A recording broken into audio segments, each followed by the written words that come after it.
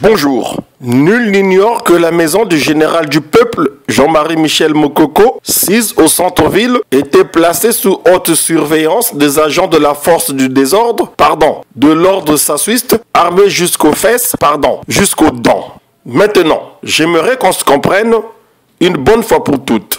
Lors de la première perquisition en présence de J3M et de ses avocats, le fameux colonel Itoua et ses pions de la DST ne trouvent pas des armes de guerre susceptibles d'attenter à la sûreté de l'État, fiottant de faire vaciller le régime barbare de la Lima. Curieusement, sur instruction du chef des flics congolais, disons plutôt du plus grand Ripumbushi depuis les années 70, les mêmes gardes de la DST repassent pour une seconde perquisition en l'absence de Mokoko, dont la résidence est encore et toujours encerclée par les soudards de Sassou qui contrôlaient les allées et venues et y interdisaient des fois l'entrée, selon qu'ils avaient reçu leur ordinaire ou non de la part de leur hiérarchie. Tout à coup, patatras, ils en sortent avec les quelques armes rouillées que l'on a brandies gaillardement dernièrement au procès politique de Mokoko. Vous savez, ces armes-là, même pas de quoi braquer l'agence Micodec.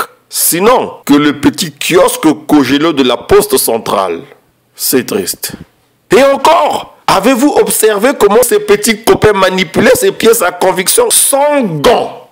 Je vais vous dire pourquoi. C'est parce que dès le départ, ces armes-là tombaient du ciel et ou de la caserne personnelle de Sassou Denis Mpila. Souvenez-vous du 5 juin 1997, ces armes-là, disais-je, n'avaient nullement les empreintes de Mokoko ni de ses supposés complices. Bref, tonton Sassou, tes jeux-là, il faut que tu arrêtes. Je t'observe depuis l'âge de 11 ans, lorsque le camarade Marien Ngouabi a été assassiné. Je vais te faire une confidence. À l'instant I où tu avais pleuré devant la dépouille de Marien Ngouabi, place de l'hôtel de ville, je m'étais écrié à haute voix « Les larmes de crocodile ! Ça, ce sont des larmes de crocodile !»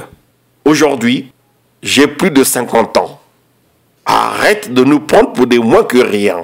Arrête de prendre les Congolais pour des jambons. Arrête. Nous ne sommes pas des petits cons. Arrête. Les Congolais ne sont pas tes sujets. Arrête ça. Nous te connaissons trop bien maintenant. Il faut que tu arrêtes. Denis, Sassou, tu en veux à Mokoko parce qu'il t'a mis à poil le 20 mars 2016. Les véritables résultats du scrutin présidentiel que tu possèdes t'ont permis de réaliser que tu avais perdu la totale confiance des électeurs du Nord qui ont porté massivement leur choix sur Mokoko. Denis, tu ne tromperas plus personne. Trop, c'est trop. Ça suffit. Écoute, Sassou Denis, condamne à une peine de 20 ans de prison. Pourquoi pas à 80? Comme ton âge réel, ton ennemi personnel, ton prisonnier politique préféré, ne te gêne pas. Fais-toi plaisir, bande plus fort. Mais, sache une chose, aucun Congolais normalement constitué ne t'accorde respect ni considération. Aux yeux du peuple congolais civilisé et des autres, tu vaux que dalle. Minable passager clandestin qui a été incapable de développer son pays avec tous les moyens que tu as eu l'opportunité de gérer. Même le Fonds monétaire international t'a humilié au vu et au su de tous, malgré tes cachotteries. Hé Sassou, t'as beau faire, nous, on aime Mokoko. J3M, j'y crois encore et encore. Ngayava.